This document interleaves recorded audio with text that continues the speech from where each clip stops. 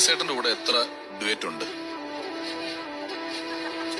ഒരു ഡുവറ്റേ ഉള്ളൂ. അതുകൊണ്ട് ആ പാട്ടെന്ന് പറഞ്ഞാൽ എന്റെ ഭയങ്കര സ്പെഷ്യലാണ്. ഞാൻ അതുകൊണ്ടാണ് എടുത്ത് ചോദിച്ചത്.